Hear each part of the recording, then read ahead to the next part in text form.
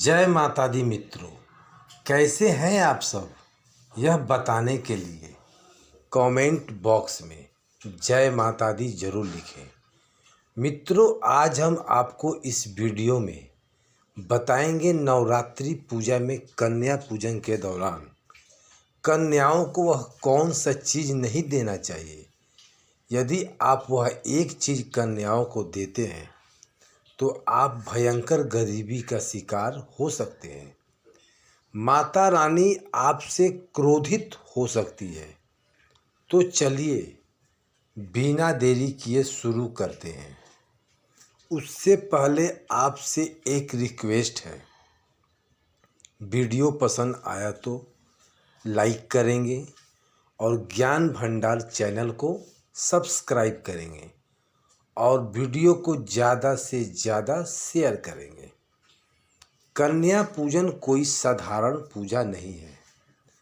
यह सभी प्रकार की पूजा में सर्वोपरि मानी जाती है। एक बार कन्या पूजन करने से हजारों यज्ञ और तीर्थ यात्राओं का पुण्य प्राप्त होता है। इसलिए कभी भी कन्याओं को सताना नहीं चाहिए। नवरात्रि समय के 2 से 10 साल तक के कन्याओं का पूजन करना चाहिए। अष्टमी और नवमी को कन्याओं के पैर धोकर उन्हें भोजन कराया जाता है और उपहार दिए जाते हैं। इस दिन कन्याओं को घर बुलाकर उनका पूजन करना बहुत शुभ माना जाता है। कन्या पूजन के समय याद रखें कि उनकी थाली में 3 पूरियां कभी भी ना रखें, क्योंकि इसे अशुभ माना जाता है। 3 पूरियां मरने वाले व्यक्ति के लिए निकाली जाती है, इसलिए इस संख्या से बचें।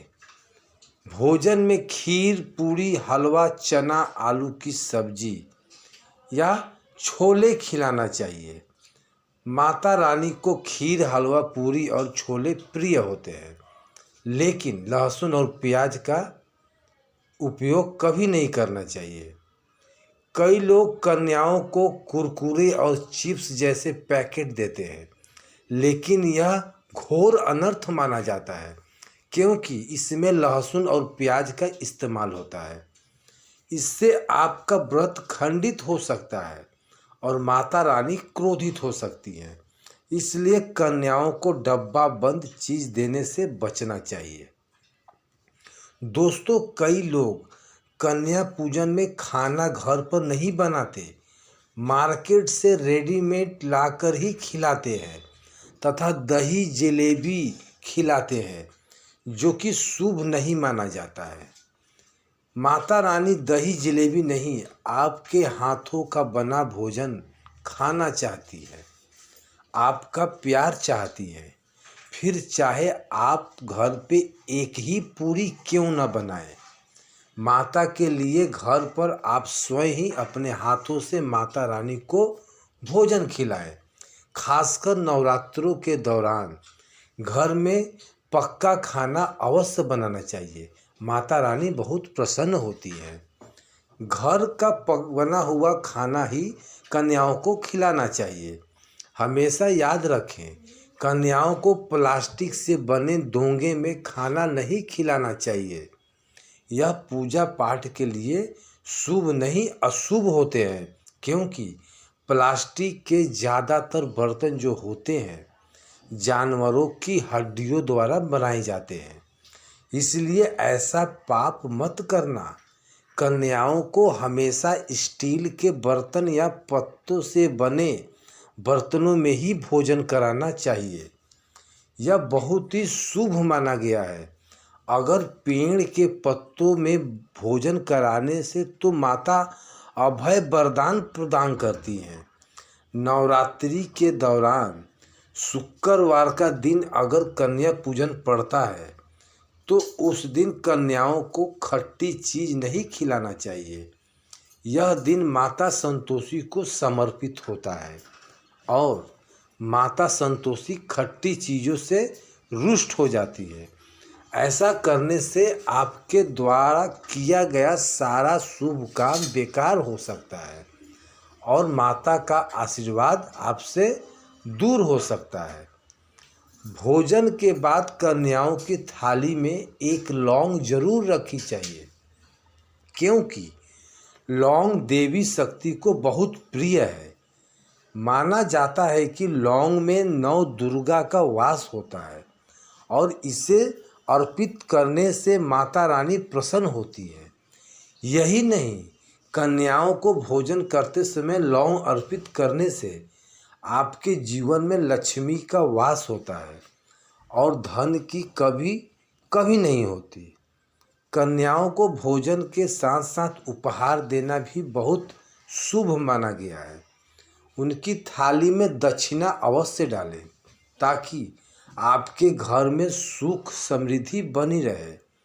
कन्याओं को आप सुंदर कपड़े, चॉकलेट बॉक्स या स्टील के बर्तन उपहार में दे सकते हैं, लेकिन ध्यान रहे कि लोहे का कोई सामान नहीं देना चाहिए, क्योंकि इससे राहु केतु का दोष घर में आ सकता है।